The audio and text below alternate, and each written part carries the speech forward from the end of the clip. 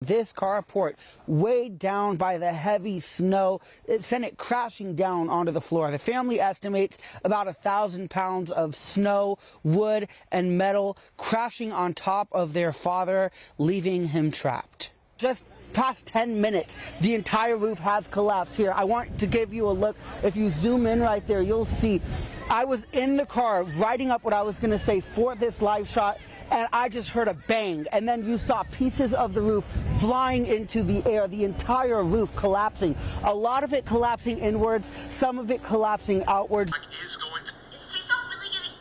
A nationwide TikTok ban is set to take place Sunday, meaning that businesses and influencers who use the platform to supplement their income will no longer be able to do that.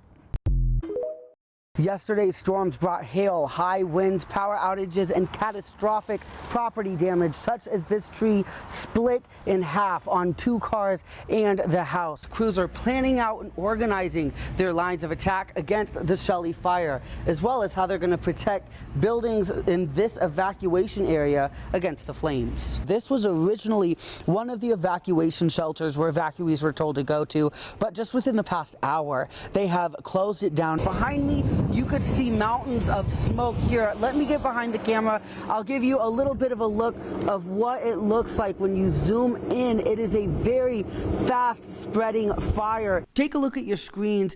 You'll see just how much that percentage of positivity has increased. As you see, positivity of those tested went from 0.4 in the first week of October up to 3.5. Within a matter of hours of the Copperfield fire starting, it grew to hundreds of acres, eventually reaching thousands, destroying multiple homes, leaving nothing but rubble in its wake.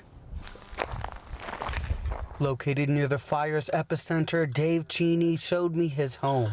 He was on his way back home when the fire started, with its intense nature showing him his worst fear had come true. You know, I was able to come up a ways and hear the explosions and see the rolling smoke from those. So I knew my place was destroyed. He prepared for fire season, so he hoped for the best. But when returning home, he was blown away at what was left. I had no clue that I'd see this kind of destruction. With all of his documents, memories, and possessions burned in the fire.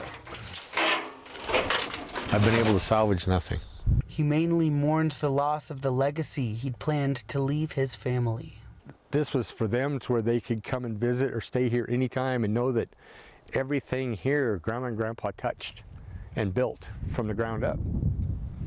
And they're not going to have that now. Now, he isn't sure what's next for him and his wife, but he has no choice but to move forward. You know, had a beautiful home and everything was just happy. But got to move on, I guess. Near Chiloquin, Rocky Walker, Newswatch 12. Yesterday's storms brought hail, high winds, power outages, and catastrophic property damage, such as this tree split in half on 2 cars and the house, meaning that for residents today brings recovery. With the storm bringing winds of 40 to 60 miles an hour, trees were ripped out of the ground in handfuls in Phoenix, with fences, houses, and cars facing serious damage. You couldn't see the car at all, so there's not a good sight to come out to. Today, the community is focusing on recovery, with the Patterson family relying on the help of friends and family to cut the cars and parts of their home out of their tree.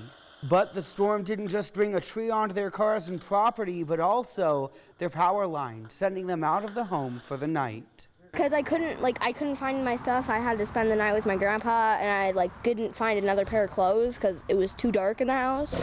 Within 10 minutes, decades-old trees in the cities were knocked over, shocking residents who never experienced such a sight.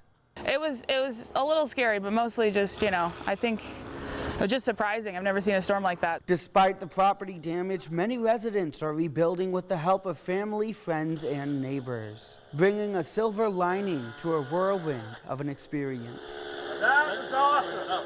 That's really what's making the difference here, having some good friends and family and community members who are willing to help out and just be supportive. In Phoenix, Rocky Walker, Newswatch 12.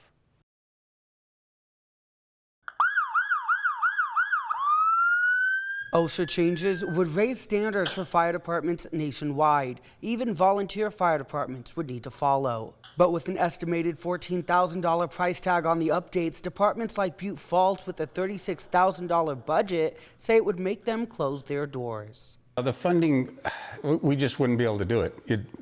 You can't squeeze the blood out of a turnip. I mean, it's not going to happen. A fire station of 18 volunteers rings a bell when they're off shift. They worry if they don't meet these standards, the bell will ring one last time. In a town where everyone knows each other by name, they feel like they're all we've got, really. Answering calls for neighbors when needed, but if they were to leave, those neighbors may be waiting for longer than they possibly can. The nearest fire station to us is Eagle Point, and that's a good 20 miles, and sometimes it takes 45 minutes to get up here, and in the event of an emergency, that could be a life or death situation. The department has been an integral part of the community, not only in keeping them safe, but being a place for the community to uplift each other. My dad has been a part of it. My brother was a part of it for a little while, and I've always been a part of the whole community of it, and it would be sad to see it go.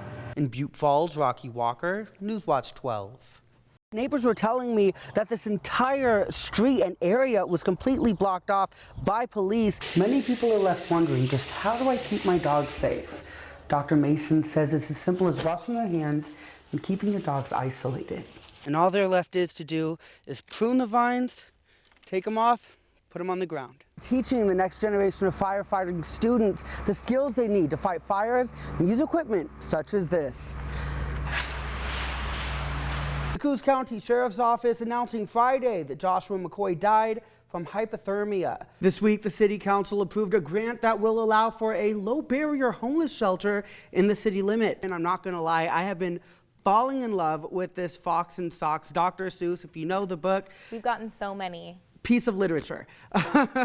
And I just know that a lot of local children in our region, they're gonna be loving these toys too.